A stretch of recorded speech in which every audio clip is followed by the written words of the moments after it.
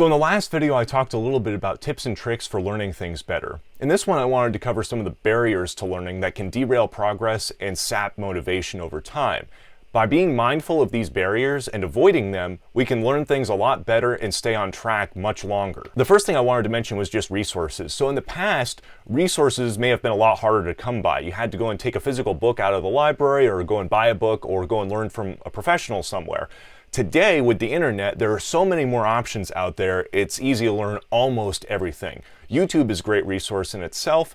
Today there are ebooks, so you don't actually have to go to a library, or online courses through platforms like Skillshare. So for the most part, today resources shouldn't be as much of a hindrance, and if there is anything that you can't learn directly online, usually the internet can point you in the right direction. The biggest issues are actually mostly internal in our minds. A lot of it is about our mindset and maybe not being the best for learning. So the number one hindrance is just a lack of motivation. While it's definitely possible to learn things well and become an expert in something from some external motivation like a job or school or something, you're going to do much better and have a much easier time if you're able to cultivate an internal sense of motivation. So this could just be the motivation for making money or getting a grade, but it could also be something deeper, like you may already have a passion for something, or you may be able to cultivate an interest in something that would be valuable to you to learn. Maybe you need to connect it to your life some way, or think about it with a different perspective, but you can definitely cultivate motivation for things internally, which is going to be more effective for you long term than just having some external pressure for having to do something. You need to be able to cultivate a drive for doing something, which is going to be able to sustain you long term and keep you motivated. The next one is just not prioritizing. So a lot of times it's not natural to introduce a new activity into our schedule or a new thing to learn to our routine. Typically, we sort of have a baseline of effort or activities that we do in a certain day that's just become part of our routine, and that's sort of what we want to stay around. If you're really trying to learn something or take on a new activity long term, you need to introduce it into your life as a new priority, something that you can't end the day without doing. You need to block off the activity as a key part of your day, something that's expected to be done by the end of the day because it's a priority for you. And this is because the next one here is inconsistency is a huge barrier.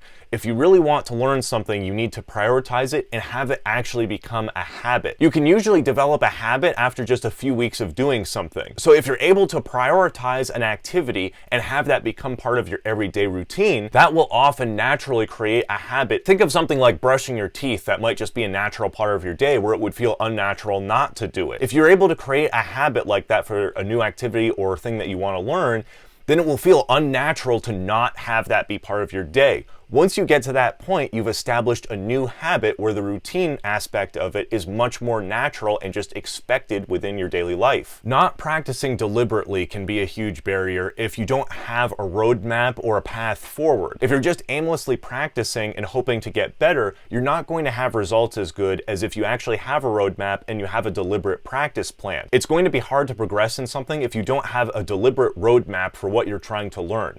It's good to have some high-level goals in mind for long-term what you're trying to do and be able to break that down into the steps to get there. So this is where you need to have a feedback loop. Not having a feedback loop, you're sort of just aimlessly practicing something and hoping to get better at it. If you have a feedback loop and you have a roadmap, you're able to identify the areas that need improvement and focus on those. This is where having a coach can be very useful to identify the gaps or areas where you can improve and help to coach you to focus on those areas and improve going forward. If you don't have access to a coach, a lot of times it's possible to create your own feedback loops. If it's music, you're usually going to know if it doesn't sound right, and you're going to be able to self-correct, hopefully until it does start to sound right. If it's something like sports, it might be scoring a goal or shooting a basket. You're going to know if you miss, and you're going to be able to make adjustments to self-correct over time to do that properly. On a larger scale, you're going to want to be able to self-correct with everything that you're doing, really with any activity that you're doing, and have a feedback loop so you can add those as inputs back into your roadmap to make progress going forward. The key takeaway here is just the importance of self-evaluating everything that you're doing and making sure that you're able to recognize the path forward. Having a feedback loop helps you do that. Trying to learn too much at once itself can be a big hindrance. If you're trying to learn something too complex all at once,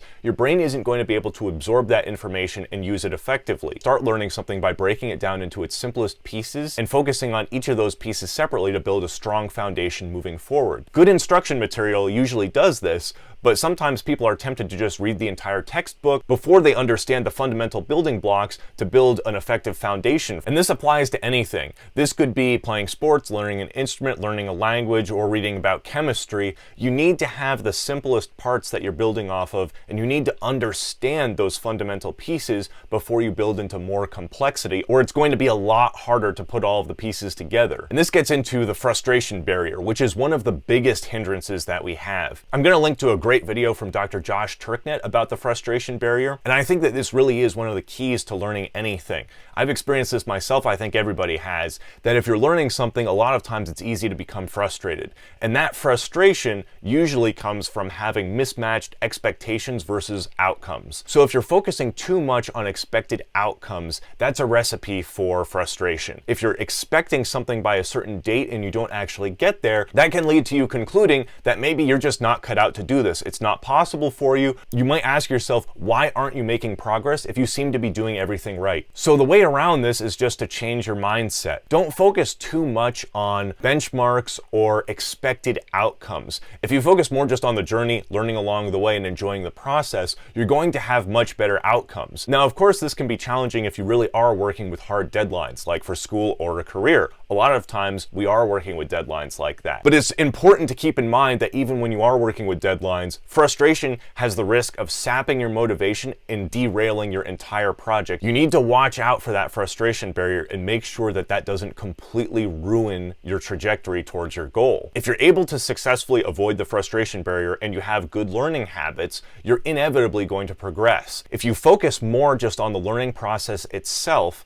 and hopefully the fulfillment that you're getting on that journey of learning with that new activity or skill, that will be a much better recipe for good outcomes in the long term. You're going to stay motivated, you're going to want to keep with it consistently, and you're going to have fun along the way. That's a much better recipe for good outcomes than getting frustrated and just giving up. For me, instead of having hard deadlines, I try to do a periodic review of whatever I'm learning every couple weeks or so. I'll assess the progress that I've made, where I'm still struggling, and I'll put that into my feedback loop to focus on those areas where I'm still struggling, but I'll make sure not to beat myself up too much. You don't want to be too hard on yourself or you're going to lose motivation. I try to look at it as I'm trying to improve in this and I've identified areas of weakness, and that in itself is progress. Being able to identify those areas and put those back into your feedback loop. That in itself is a form of progress that you've made. By focusing on the successes rather than the failures, I'm able to maintain my motivation and stay on track with the things that I'm trying to accomplish. And that's absolutely key here, is just making sure that you don't get derailed by frustration or lack of motivation. If you have the right mindset, it's a lot easier to maintain motivation and to actually reach those long-term goals than if you were to get derailed by something like frustration, which is entirely avoidable. By keeping these potential roadblocks in mind, it's a lot easier to avoid them and to cultivate the right mindset for long-term success.